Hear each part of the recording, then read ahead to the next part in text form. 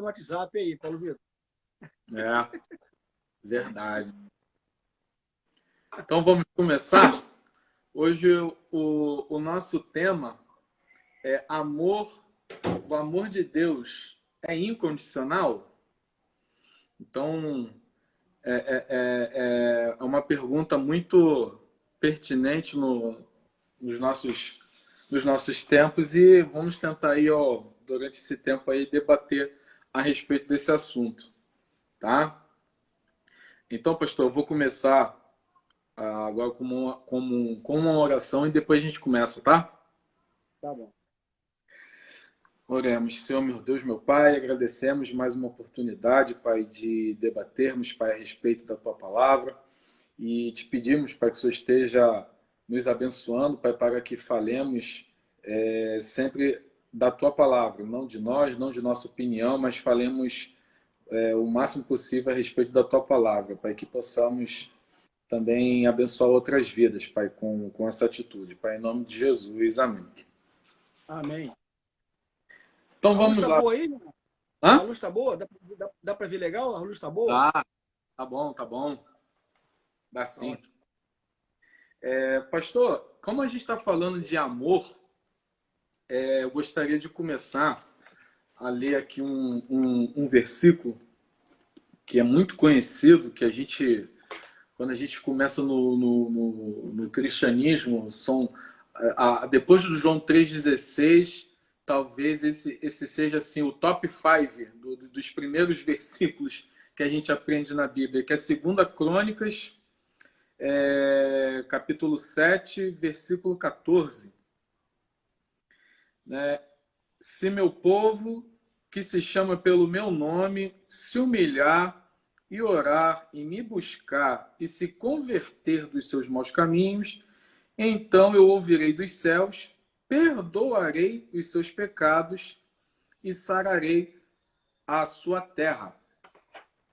Então, assim, pastor, creio que assim esse,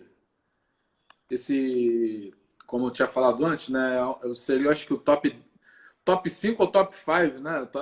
Top 5 ou top 10 dos versículos que aprendemos, né? Deus a E memorizar. sim, Salmo 23, Salmo 23, João 3,16, né? 2 Coríntios 14. Então, assim, tem. Só que, sim, justamente nesse versículo, parece que ele já dá a palavra de Deus já mostra uma das respostas para essa nossa pergunta de hoje, não é? Porque o que eu queria comentar é dentro dessa moda, vamos dizer assim, que atualmente são os cristãos falarem assim, não, o amor de Deus, ele é incondicional. O amor de Deus, ele tem um alcance tão imenso, e ele entregou o seu filho e tudo mais e tal. Então ele é incondicional. E um dos questionamentos, né, que eu coloco, né, e eu uso esse versículo, né, e que fala assim, gente, só nesse versículo, no início logo desse versículo, já tem uma condicional, E que se é o se, né? Se meu povo, que se chama pelo meu nome, aí fala, se humilhar e orar, buscar e se converter dos seus maus caminhos, aí tem a reação de Deus. Então eu ouvirei dos céus, perdoarei os seus pecados e sararei a sua terra. Então aí, pastor, já de primeira a gente já pega um versículo aí que a Bíblia nos coloca aí muitas condicionais, né? a questão é a seguinte, Renato. As pessoas dizem o seguinte: a gente ouve muita música, muito louvor dizendo, né, que Deus não desiste de ninguém. Uhum. Deus é implacável na busca do ser humano. É implacável na busca. A única vez que eu vi na Bíblia em que Deus busca, ele busca em João capítulo 4, quando ele fala com a mulher samaritana. Deus procura adoradores. Uhum. o adorem em espírito e em verdade. Isso já é uma condicional. Sim. O adorador tem que adorá-lo em espírito e em verdade, porque senão ele não procura. Então, a questão é a seguinte: do que Deus não desiste? Ele não desiste de nós ou de outra coisa que ele não tá desistindo? Em que sentido Deus não desiste de nós? Quando Deus clama por nossa conversão, ele não desiste. Ele é insistente em nossa conversão. Uhum. Ele está todo nos convidando à conversão. Esse versículo que você chamou a atenção aí é importantíssimo, assim como Isaías 55, como nós comentamos na outra live, quando Deus procura o indivíduo dizendo para ele, olha, se você se desviar do mal, se o ímpio se desviar do seu caminho, então estarei aberto para perdoar os seus pecados e tal. Ou seja, Deus é implacável na procura daquele que quer se converter, no que deseja a conversão. É nisso que a Bíblia aponta, nessa insistência de Deus em relação ao homem. Essa, essa implacabilidade de Deus em não desistir de nós. Mas é não desistir de chamar a nossa atenção para a conversão. E Mas que se as nós pessoas não... confundem com que essa implacável conclamação de Uhum. Deus ao arrependimento, as pessoas acabam confundindo com, não, é um amor aberto, né? Exatamente. Eu vou salvar vocês de qualquer maneira. Não importa o que vocês estão fazendo, não importa se vocês cuspam na minha cara, vocês virem as costas para mim, não importa, eu vou ficar insistindo e vou ficar insistindo até que vocês sejam salvos. Se fosse assim, Jesus não precisava descer, não precisava passar pelo que ele passou, não precisava passar pela cruz.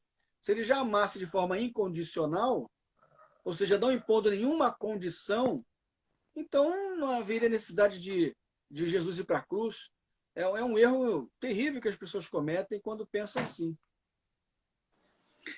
E assim, pastor, tem aqui já selecionei também aqui algumas perguntas, inclusive até de alguns debates que eu já participei, alguns amigos, né, que já também perguntaram a respeito do tema, né? Que a primeira seria o seguinte, que também usa um dos versículos, como a gente citou aqui, do top 10, né? Deus amou o mundo, né, como em João 3,16. Então, esse não seria o amor incondicional, porque as pessoas falam assim, ó, porque Deus amou o mundo. E muitas vezes, né, as pessoas acham que isso aí já foi um alcance imensurável e que todas as pessoas, né, uma vez até já comentamos, né, pastor, né, algumas vezes que a gente conversou lá na igreja, da gente falar que assim é como se as pessoas fossem a partir de agora condenadas ao céu, Exato. né? Porque Deus amou o mundo, né? Deus amou o mundo de tal maneira que deu seu Filho unigênito. E justamente também nesse versículo, né, é que assim, irmão, você está citando em João 3,16, mas é para todo aquele que nele crer. Né? Exatamente. Exatamente. O versículo anterior diz aqui no verso 15, né? 3,15, para que todo aquele que nele crê tenha a vida eterna. E ele repete isso, né? Porque Deus amou o mundo de tal maneira que deu seu Filho unigênito para que todo aquele que nele crê não pereça, mas tenha a vida eterna. E essa condição é interessante. Deus, ele condiciona a nossa salvação à obediência. Ele condiciona o seu amor à obediência. A gente tem aquela passagem maravilhosa lá de João 14, 21. Eu acho interessantíssima essa passagem de João 14, 21. Ele vai dizer o seguinte: aquele que tem os meus mandamentos e os guarda, Esse é o que me ama. esse é o que me ama. E aquele que me ama será amado de meu Pai, e eu amarei e me manifestarei a ele. Ora, se ele não está impondo uma condição aqui, então não sei o que é a condição. Então, se aquele que me ama é aquele que me obedece. Não é aquele que diz, levanta a mão e diz, eu te amo, Jesus. aquele que diz eu te louvo, eu te adoro, Senhor, não nada a ver. Até porque ele mesmo vai dizer em Mateus capítulo 7, que nem todo aquele que diz Senhor, Senhor, entrará no reino dos céus, mas aquele que faz a vontade de meu Pai está no céu. Ou seja, que obedece. Então ele impõe uma condição. Eu vou amar, mas eu vou amar aquele que me obedece. É essa questão que às vezes as pessoas não colocam, ou se esquecem. E assim, pastor, a gente, nesse esse pós-modernismo que a gente está vivendo hoje, faz com que muitas heresias, infelizmente, sejam levantadas, né? Porque assim, por mais que a gente mostre esses versículos, né, que demonstram essa condição do amor de Deus, que é a obediência, mas as pessoas insistem em falar assim, não, mas Deus me ama do jeito que eu sou. Deus ama, o amor de Deus ele é tão grande que ele ama um pecador como eu. Então, existem alguns jargões também que são muito usados, né, infelizmente, que as pessoas elas relativizam o amor colocando como o amor como sentimento, que é até uma outra questão que eu escrevi aqui para a gente abordar. Que, na verdade, as pessoas colocam o amor como sentimento e o sentimento ele é uma coisa assim muito insegura, o sentimento é uma coisa sazonal. E quando, na verdade, o amor de Deus é uma decisão, né? Primeiro porque decisão de Deus e decisão do homem, né? Porque Deus decidiu amar. Deus decidiu amar. E para o homem, o ser humano, ele também precisa tomar essa decisão, né? Assim como nós casamos com nossas esposas, então assim, é uma decisão que tomamos e as pessoas tratam o amor como sentimento. E por isso que existe, né, esses jargões, né? Não, mas Deus me ama do jeito que eu sou. Deus sabe da sinceridade do meu coração. Deus sabe o quanto eu amo, né? E as pessoas sempre colocando sentimento na frente da decisão, né, pastor? Eu acho não, eu tenho certeza. E se nós fôssemos sinceros, de verdade, nós teríamos condições de olhar para a nossa condição humana, para a nossa natureza humana, e entender que nós não merecemos coisa alguma. A gente tem essa mania de achar que Deus me conhece, e conhece mesmo. E o É um problema problema, você sabe disso, o problema é esse, é que ele nos conhece. verdade. Sobre a crítica, sobre a repreensão, a instrução, eu estava dizendo que o pastor John MacArthur falou uma coisa interessante. Se as pessoas que nos criticam conhecessem a gente como a gente se conhece, ou como Deus conhece, nós iríamos ficar felizes pelas críticas que as pessoas nos fazem. Porque realmente eles se assustariam com a nossa natureza. A gente sabe disso. Então não adianta a gente ficar tentando achar que Deus conhece o meu coração, sabe o quanto sou sincero e tal. O problema é que não existe essa sinceridade capaz de me salvar. Não existe obra humana, ou pensamento humano, ou ação humana que é suficiente para me salvar. Porque se fosse, Jesus não teria vindo. Eu vou repetir isso de novo. Não haveria necessidade de Jesus voltar, ou de vir, melhor dizendo, para morrer na cruz por nós, se nós pudéssemos, com as nossas próprias justiças, salvar a nossa vida.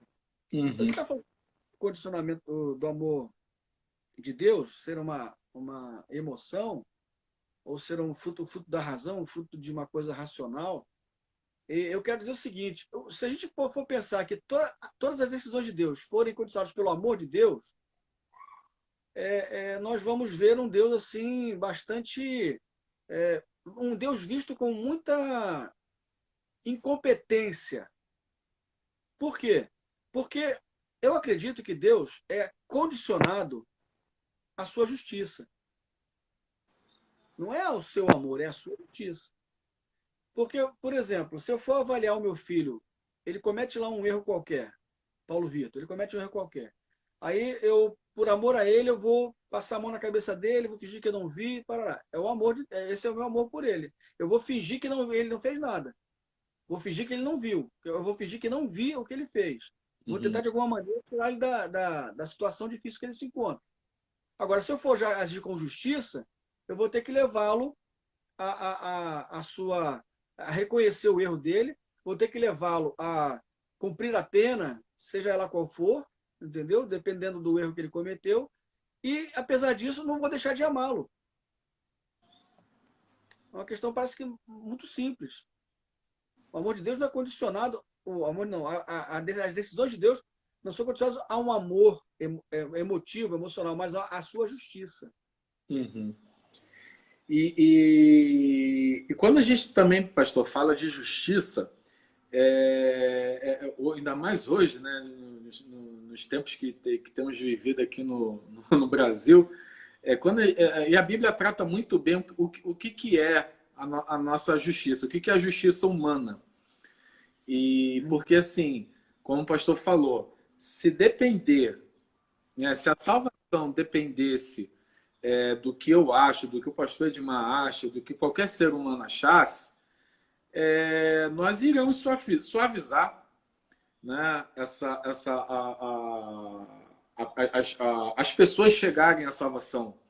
Né, porque isso aí dependeria da minha justiça, isso aí dependeria do que eu acho que é justo e do que eu não acho justo. Então, assim, o nosso julgamento seria por nossas convicções e nossos sentimentos.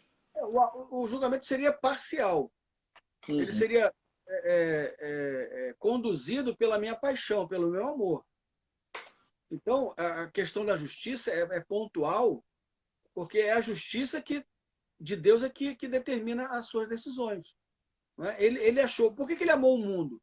Ele achou por bem entregar o seu filho, não entregou para todo mundo, ele deu oportunidade a todos de se converterem. Mas aí, como você falou, e aí, a decisão é nossa ou não é nossa? É uma decisão, eu vou ter que tomar uma decisão. Vou obedecer? Eu vou pagar o meu preço, já que ele pagou o dele, o meu de obedecê-lo e, quem sabe, até morrer por ele, carregar a minha cruz. Então, a gente entende o amor de Deus de uma maneira muito emocional, emotiva. A gente faz uma projeção de quem nós somos. Eu preferiria muito que Deus agisse comigo como eu ajo com o meu filho, ou como eu ajo comigo mesmo. Então, eu sou muito condescendente e não acredito que Deus haja com justiça. Né? Tem um texto lá em Zacarias 1, verso 3, que diz assim: portanto, diz-lhes, assim diz o Senhor dos Exércitos, tornai-vos para mim, diz o Senhor dos Exércitos, e eu tornarei para vós, diz o Senhor dos Exércitos.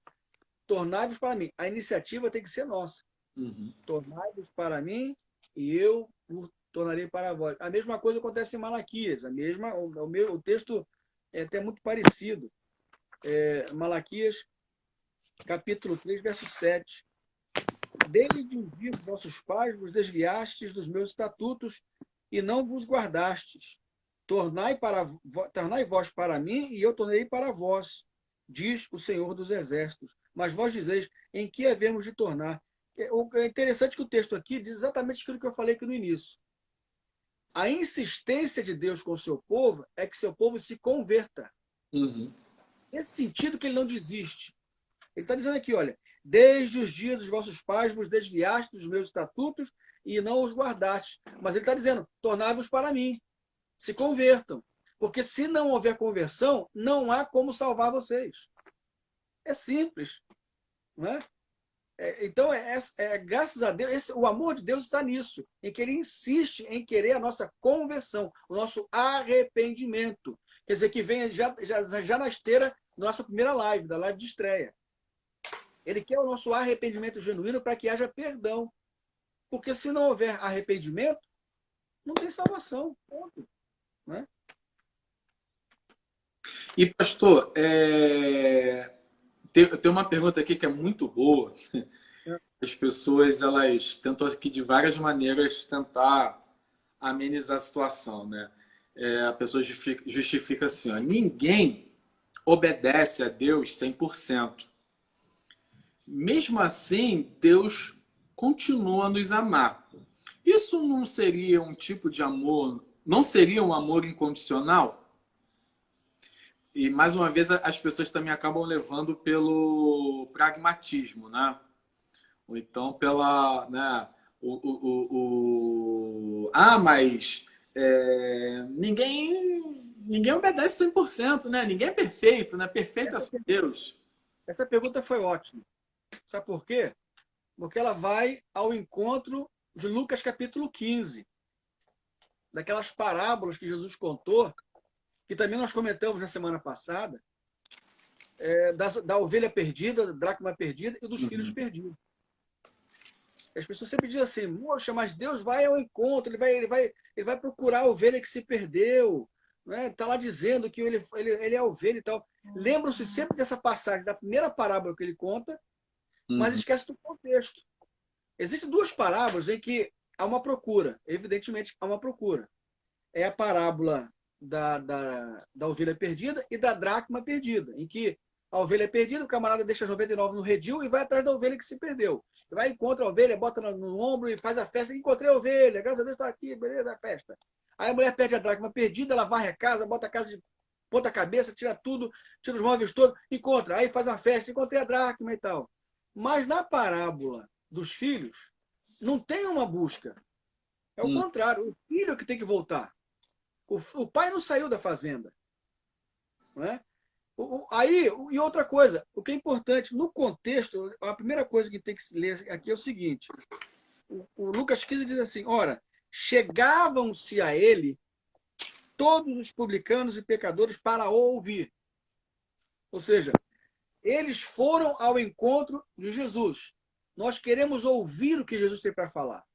E Jesus, como nós falamos semana passada, não está falando bobagem, nem abobrinha, Uhum. nem como é a cor do horizonte, nada disso. Ele estava falando sobre perdão de pecado, arrependimento. Se eram publicanos e pecadores, eles tinham que se arrepender.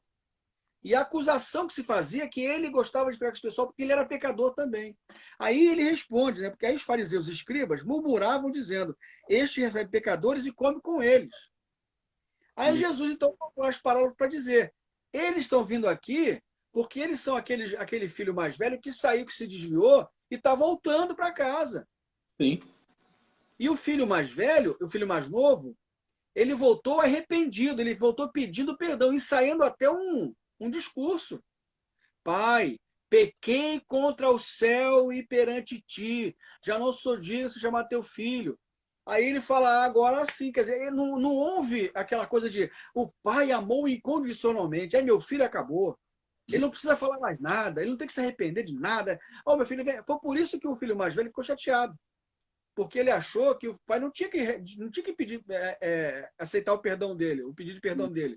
Era falso o pedido de perdão. Gastou tudo, está na miséria, agora quer de novo pegar minha grana. Porque sobra aqui, né? Tremendo espertalhão. Na verdade, Deus, o pai, ali o pai da parábola, que é a figura de Deus, reconhece o pedido de perdão, o arrependimento dele, e ele o recebe. É claro como cristal. Então não tem essa história. Ah, eu peco sempre. Você peca sempre, mas nunca vai ficar lá no pecado. Ah, a gente está sempre errando, sempre pecando, mas o pecado pesa no coração do crente. O crente Incomoda. não consegue ficar sossegado enquanto tá em pecado. Ele tem que voltar para Deus imediatamente, senão ele morre no pecado e acabou. É essa consciência que tem que ter. O problema, pastor, é que assim, ultimamente as pessoas têm colocado assim, não, você tem que livrar da culpa. Ah, você não pode. Isso, Você tem que exato. rejeitar a culpa, e quando na verdade, né, a culpa que a gente sente pelos nossos erros é para justamente entendemos que entristecemos o Espírito Santo e que devemos nos converter, né? A gente E, precisa saber a e cada diferença vez entre a culpa pessoas nossa. ensinando que a gente não tem que rejeitar esse sentimento de culpa, né? Mas é a psicologia moderna. É outro assunto também para a gente discutir aqui. Essa influência da psicologia moderna na igreja. A questão da culpa, do perdão, essas coisas todas que influenciam muito. Por quê? Acontece o seguinte, Renato. Sabe o que nós estamos discutindo aqui, com todos esses temas? É a centralização do homem Sim. no culto. O culto é feito para o homem hoje em dia. Então você não pode colocar culpa na cabeça do homem, porque o homem já tem que viver sem culpa, não pode ter culpa nenhuma. o homem tem que ser amado incondicionalmente, apesar dos seus erros, o homem tem que receber perdão mesmo que ele não peça. Então, é tudo em volta, em torno do ser humano, do homem. É o chamado culto antropocêntrico, o homem no centro do culto. Deus ficou de lado. Então, essas nossas discussões têm esse viés, têm esse caminho. O centro da nossa discussão é exatamente isso. O ser humano no centro das coisas. E muita gente tem caído nessa esparrela porque tem essa lisonja toda. Coitado do ser humano. O ser humano tem que ser amado incondicionalmente, tem que receber perdão mesmo que não mereça. Deus tem que amar. Então, a gente fica nessa, colocando o homem no centro e Jesus fica do lado de fora. Entendeu? Jesus não está no culto. Jesus não está no. O culto é feito para a gente. Então, quando a gente olha do ponto de vista bíblico, não quer dizer que Deus não amou o homem, ou está continua amando do mesmo jeito. O problema é que a gente está querendo ser amado de maneira diferente. Né? Amado do nosso jeito. Do nosso jeito, exatamente. E... Quando você falou em casamento, Renato, desculpa eu cortar. A gente falou em casamento aqui. Quando eu me casei, e me casei formalmente, o pastor Euclides, ele fez aquela pergunta que todo casamento tem. Você promete amar a Luciana na saúde, né? Você promete honrá-la? Você promete ser fiel? Blá, blá, blá. O que é essa promessa? Se não uma condição que foi imposta a mim. Amar significa ser fiel a ela. Amar significa honrá-la. Amar significa cumprir todas as promessas que eu cumpri para ela. Até que a morte separe. Quer dizer, E isso não envolve sentimento. Pode até no início envolver um pouquinho de sentimento, mas é uma decisão que você tomou. É uma decisão que eu tomei e pela qual eu vou viver até o final da minha vida. E minha vida, toda a vida dela. Porque esse compromisso que foi firmado diante de Deus e dos homens é um compromisso baseado numa decisão. Embora haja amor, embora haja sentimento, embora haja um monte de coisas, inclusive sentimentos ruins, né? De vez em quando ela quer me matar. Mas o fato é que envolve tudo isso. Mas a questão principal é a justiça que ordena, que orienta o meu casamento com a Luciana. Não é o meu amor por ela, não é a minha, está acima disso. É lembrar sempre do compromisso que eu fiz primeiro com ela há 29 anos, 28 anos atrás. E continuando aqui, pastor, a gente também tem uns textos bíblicos que muitas pessoas acabam usando para tentar argumentar, que é a carta de Paulo aqui aos Romanos, capítulo 5, versículos de 6 a 8, né? É muito citado também quando se fala de amor de Deus, que é o seguinte, Romanos 5, de 6 a 8. Porque Cristo, quando nós ainda éramos fracos, morreu a seu tempo pelos ímpios. Dificilmente alguém morreria por um justo, pois poderá ser que pelo bom alguém se anime a morrer. Mas Deus prova o seu próprio amor para conosco pelo fato de ter Cristo morrido por nós, sendo nós ainda pecadores. E assim, pastor, de uma maneira muitas vezes equivocada, as pessoas acabam pegando esses 3 versículos e eles não aliam, eles não pegam todo o contexto. Não harmonizam, né? Eles não harmonizam aquilo que realmente Paulo está querendo, que Deus falou aqui por Paulo. Na verdade, foi assim, não, Renato, já tive alguns colegas que falaram, né? Não, Renato, mas porque foi Deus que nos amou primeiro. A decisão de amar foi de Deus e a gente era pecador, Renato. Então Deus nos escolheu. Isso não é um amor condicional? Então, muitas vezes eu coloquei, né, algumas vezes eu coloquei para esses colegas, eu falei assim, gente, mas o próprio texto aqui coloca a respeito de perseverança. de continuidade. Então, assim, quando a gente vê que realmente, acho que muitas vezes, pessoal, as pessoas acabam confundindo amor incondicional da extensão desse amor. Então, Mas, Renato, as pessoas acabam fazendo aquele cálculo. Não, Deus é infinito. Então, a infinitude do amor dele compreende amar a todos assim de forma infinita. Então, as pessoas fazem esse cálculo, né?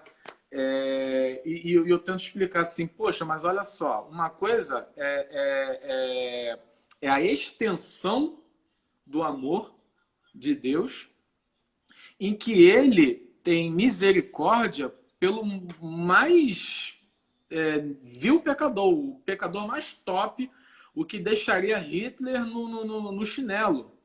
uhum, Se esse ser humano se arrepender, Deus perdoa. Então, claro. é uma condicional. Renato, eu me assustaria se o texto de Paulo dissesse o seguinte: porque quando nós éramos perfeitos, Deus então veio e nos amou. Eu me assustaria com isso. Éramos fracos, né? Se Deus fosse esperar pela nossa perfeição para nos amar, Ih, isso para mim está claro.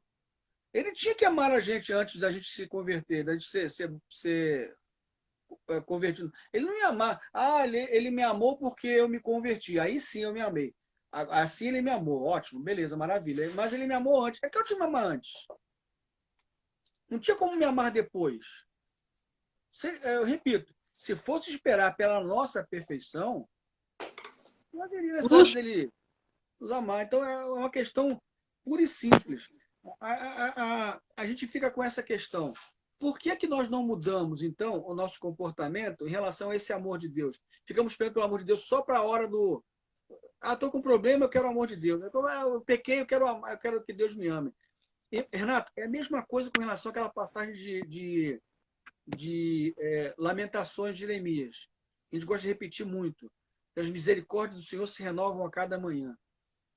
Ora, o que Jeremias está dizendo ali? Eu fiquei vivo hoje. Então, hoje, eu preciso me arrepender.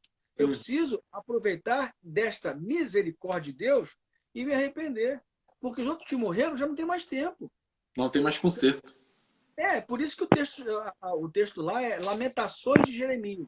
Porque Jeremias escreve no contexto em que o Nabucodonosor tinha invadido Jerusalém, já tinha arrebentado com tudo, tinha um monte de gente morta, casa quebrada, fumegando, corpos para tudo quanto é lado, gente sendo enterrada, e ele fala assim, poxa, as misericórdias do Senhor se renovam cada manhã. Eu acordei hoje e estou vivo. Que muita gente, eu acordei e muita gente aqui está morta. Então, eu vou aproveitar esta oportunidade para me arrepender, porque se eu morrer hoje com o meu pecado, né? Aí ele fala também, se alguém se lamenta, quer se lamentar, lamente-se dos seus pecados. É muito claro o que. Então a gente fica assim, Deus ama a gente de qualquer maneira, mesmo que eu seja pecador, errado, ele me ama e tal. Então por que não muda o seu comportamento para te amar mais ainda? Sim. Não é? Por que você não deixa, então, o seu pecado para você, então, realmente ingressar nesse âmbito? Mas esse amor dele para mim é suficiente.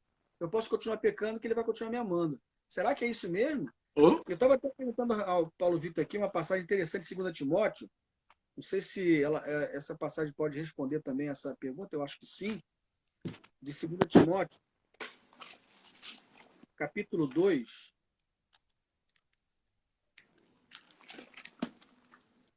em que ele fala aqui, assim, capítulo 2, versos 11 em diante.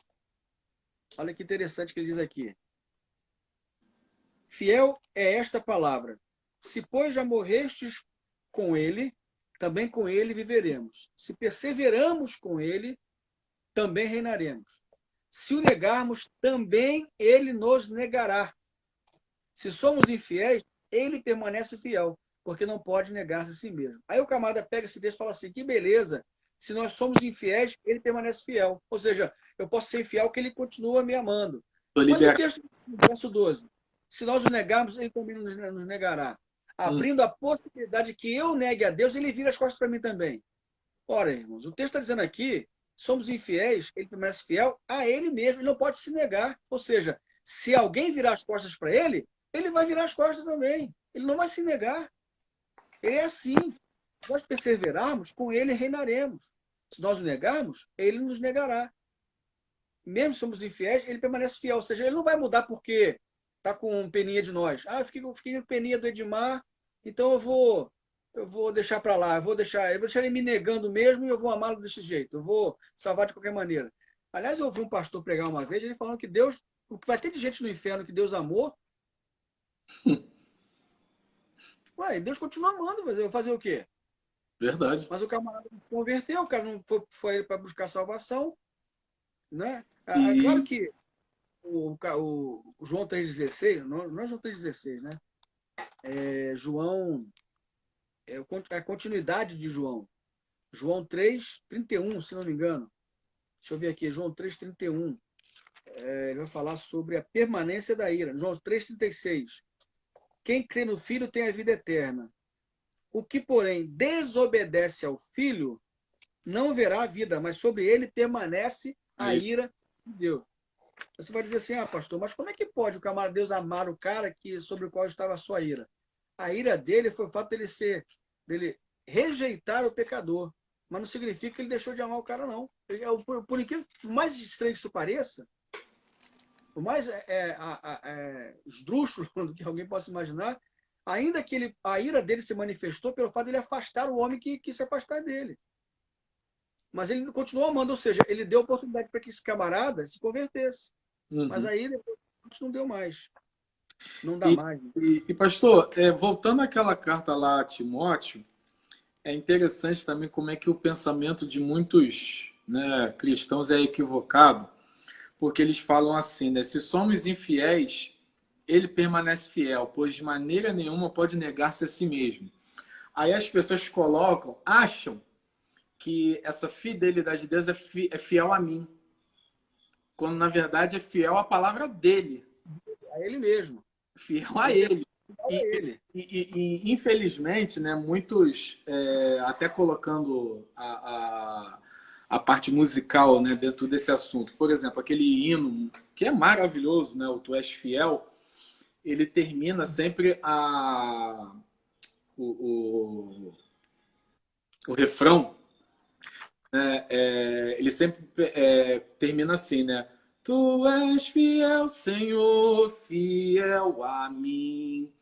E esse pensamento parece que, assim, de uma certa maneira, ainda mais por ser refrão, e Ah, que refrão repete várias vezes na música, e aquilo entra na nossa cabeça como um processo assim de repetição e faz com que a gente entenda erradamente, né, erroneamente, de que não, Deus ele é fiel a mim. Então, depois, quando eu leio um texto desse, se somos infiéis, ele permanece fiel, pois de maneira nenhuma pode negar-se a si mesmo, eu penso assim, pô, opa, então aqui é minha credencial, me autorizando a pecar à vontade, porque Deus é fiel a mim.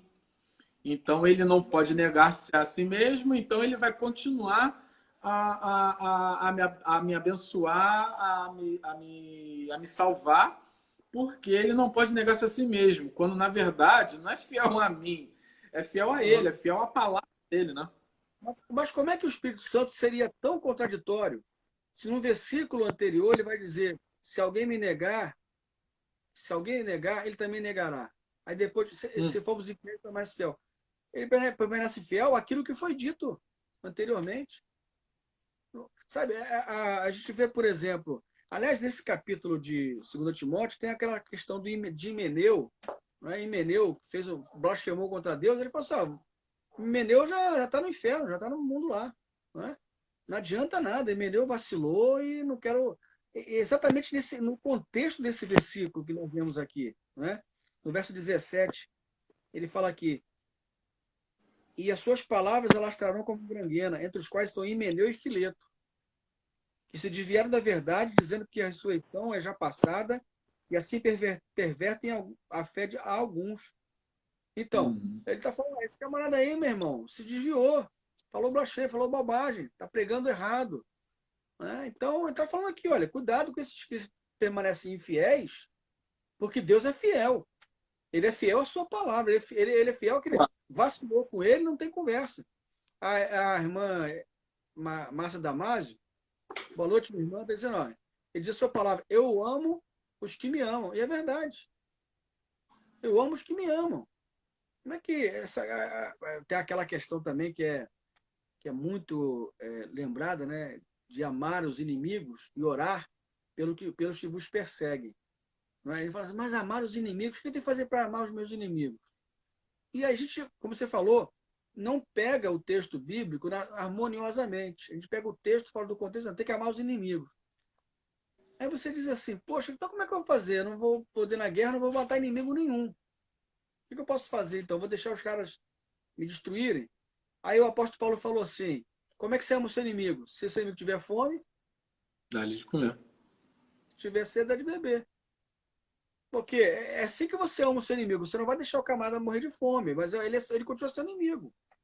Infelizmente, agora, se ele tiver fome e se ele quiser, você vai lá e dá comida para o cara. Você alimenta, bebe, dá água para o cara. Você vai montuar um monte de brasa sobre a sua cabeça. Né? Então, olha, ele fala também que depender de vós, no que depender de vós, tem de paz com todos os homens. Porque nem todo mundo quer paz com a gente. Uhum. A gente tem que insistir de que os inimigos são nossos amigos, nós temos que fazer nossos inimigos se tornar nossos amigos. Não tem nada a ver. Essa é uma visão até socialista da vida, essa é a verdade. Né? Quem tem que tornar o inimigo nosso amigo, que é nosso amigo, não tem nada a ver, irmão. E a Márcia Damasio está falando aqui, amar os inimigos é orar por eles. É verdade, orar pelos caras.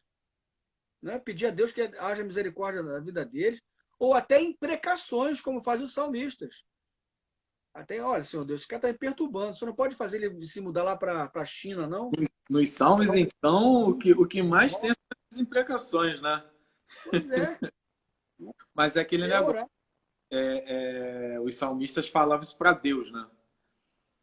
Eles falavam isso para Deus, né? Pedir para Deus fazer isso, para Deus fazer, para Deus punir. Eles não, mas para Deus fazer isso. E pastor, uma pergunta também interessante, também, que é um reflexo também dos nossos dias, né?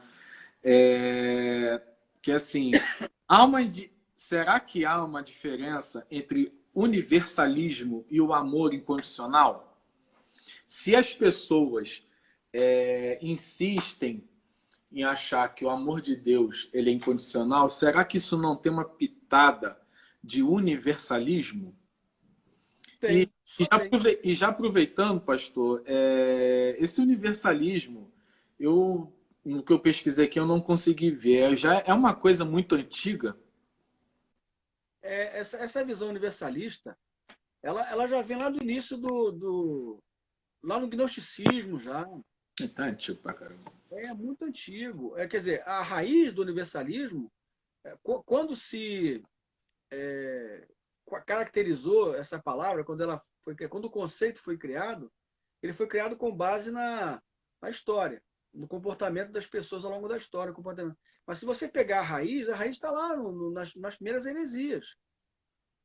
O gnosticismo ele diz o seguinte, que o nosso corpo ele é mau. O corpo é mau, mas o espírito é bom. Então, tudo que você fizer no corpo não vai afetar o espírito. E aí diziam que... Aí o pessoal fala assim, mas vem cá, como o corpo é mau se Deus encarnou na pessoa de Cristo Jesus, morreu na cruz? Não, quem morreu lá foi um espírito.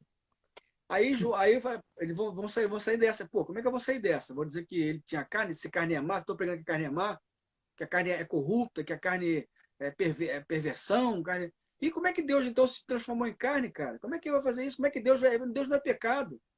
Aí para sair dessa, fala, não, mas o que morreu lá foi um espírito. Aí o cara fala assim, pô. Aí o apóstolo João vai dizer, todo aquele que não diz que Jesus veio em carne, seja anátema. Uhum.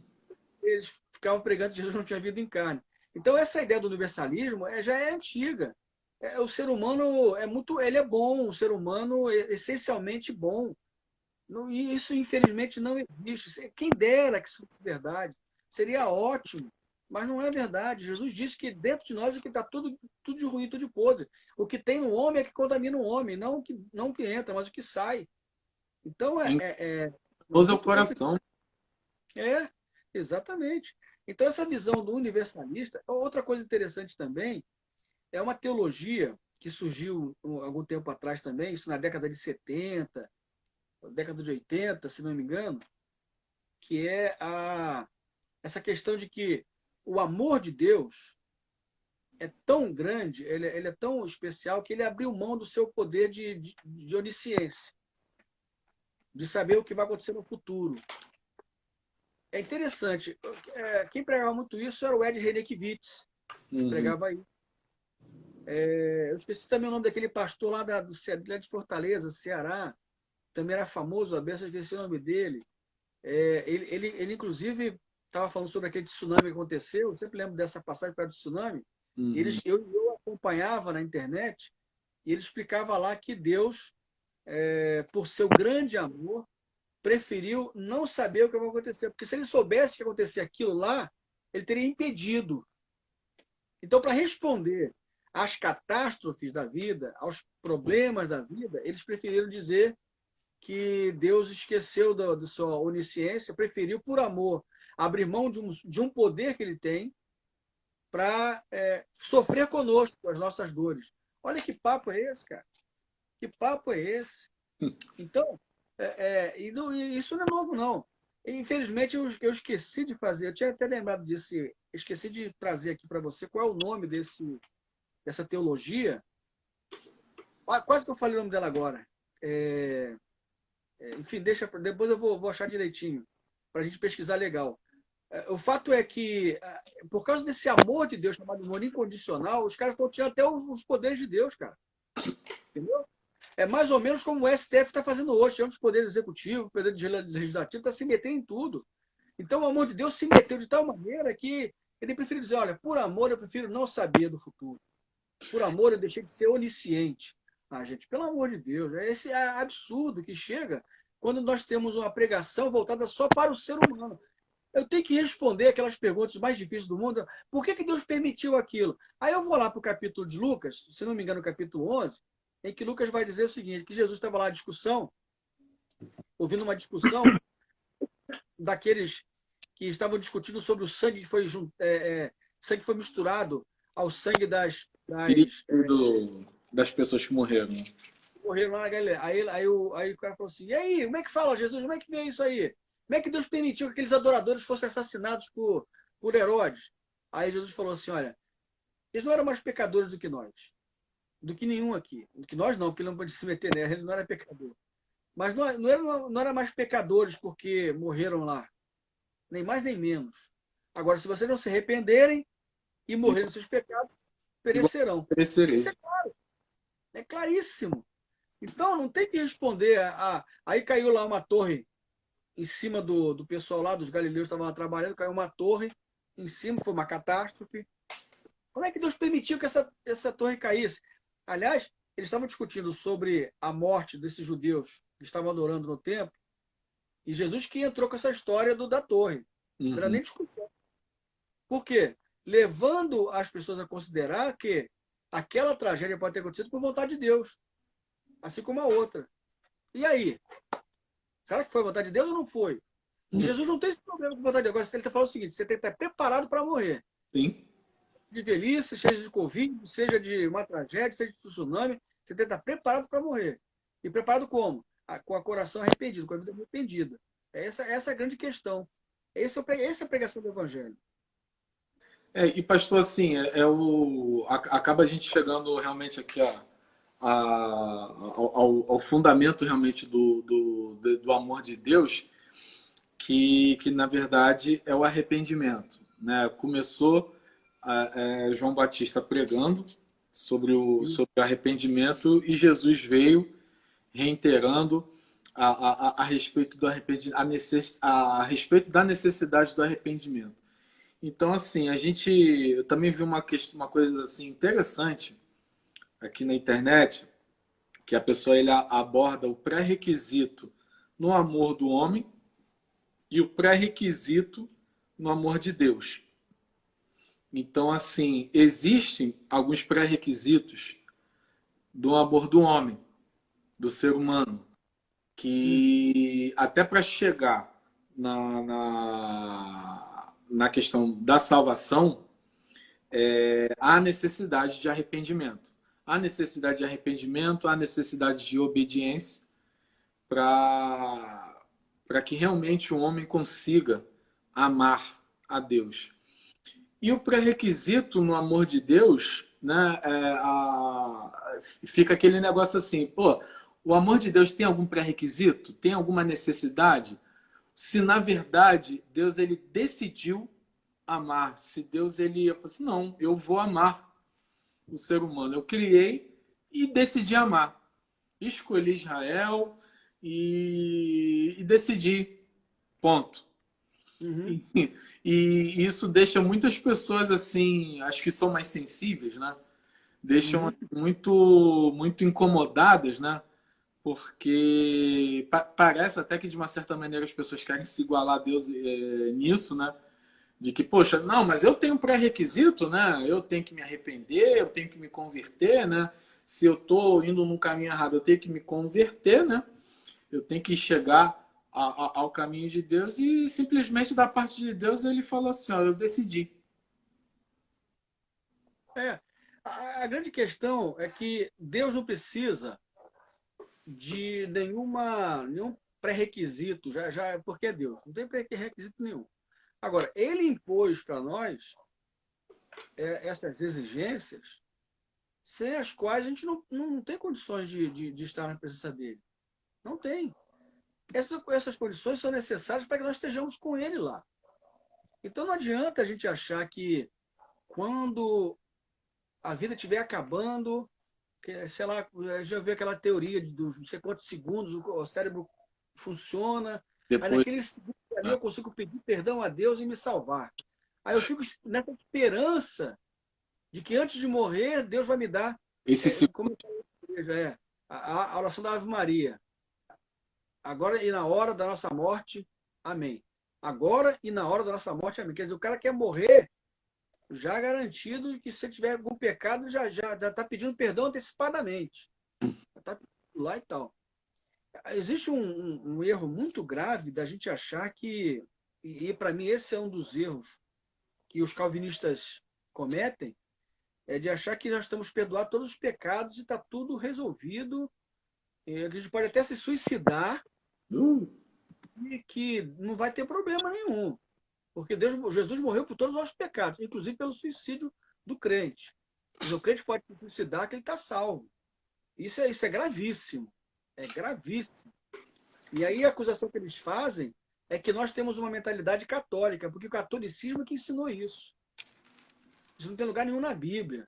Porque Salomão se suicidou, porque Saul se suicidou, porque tem essas duas histórias que eles falam muito, né? E uhum. que por isso são salvos porque se suicid, Deus teve misericórdia deles e tal. E eu não sei, irmão, se realmente. Não sei, não. Eu não estimulo ninguém a pensar assim. Porque por qualquer crise, por qualquer problema, o cara, já estou salvo mesmo, eu me mato. Deus vai me perdoar desse pecado. Aquela coisa, eu vou pecar agora. Senhor Deus, eu vou te pedir perdão, eu vou cometer um assalto àquele banco, eu te peço perdão agora, antes de entrar lá, se eu morrer No no confronto. ataque lá no banco, eu quero morrer salvo. Eu vou te pedir perdão, mas eu vou cometer o assalto. Pelo amor de Deus, gente. Pelo amor de Deus. É brincadeira. Não, assim, é chato porque a gente vê o chato que eu vejo é que nem sempre são aquelas pessoas que são novas na fé, não. São pessoas que já têm lá seus 20, 30 anos na fé e que acabam fazendo esse tipo de perguntas, e fazem esse tipo de colocação, né? E é chato, né? Porque você pensa assim, cara, você está tanto tempo no evangelho e ainda pensa dessa maneira, e ainda faz esse tipo de indagação, né? Então, assim, a gente, ao longo aqui do nosso debate aqui, nós vimos aqui vários exemplos de, de versículos, aqui, vimos aqui na palavra de Deus, que para um homem, há uma condição para receber esse amor de Deus. E essa condição é a obediência, é o arrependimento. Se... A Kate, desculpe cortar você, Renato, peraí. A Kate colocou essa questão da graça, né? A gente confunde também muito essa questão da graça com o amor de Deus. Eu sempre falo para os irmãos na igreja, o Renato sabe disso, que a graça de Deus não aboliu a lei, ela cumpriu a lei. A graça de Deus cumpriu, ela não aboliu. O Antigo Testamento não foi colocado de lado. Né? A lei cerimonial, tudo bem. Né? Mas a lei moral, ela permanece. Ela Sim. continua. Então, eu não posso desobedecer essa lei moral, embora esteja sob a graça. Você veja bem, olha que coisa interessante. 1 Timóteo, capítulo 1, verso 15, diz assim: fiel é esta palavra e digna de toda aceitação, que Cristo Jesus veio ao mundo para salvar os pecadores, dos quais eu sou o principal. Mas por isso alcancei misericórdia, para que em mim, o principal, Cristo Jesus mostrasse toda a sua longanimidade, a fim de que eu servisse de exemplo aos que haviam de crer nele para a vida eterna. Ora, ao Rei dos séculos, imortal, invisível, ao único Deus, seja honra e glória para todo sempre. Amém. Aí ele continua, olha que interessante. Esta admoestação te dirijo, filho Timóteo, e segundo as profecias que houve acerca de ti, por elas pelejas a boa peleja, conservando a fé e uma boa consciência, a qual alguns, havendo rejeitado, naufragaram no tocante à fé, entre os quais Himeneu e Alexandre, os quais entreguei a Satanás para que não aprendam a não blasfemar. Ele comenta lá depois, no capítulo 2 de Timóteo, sobre esses mesmos indivíduos. Eu estou falando aqui, olha, entreguei a Satanás. O que significa isso? Rapidinho, eu acho que vai cair a nossa live aqui, eu já vou voltar. Vai cair.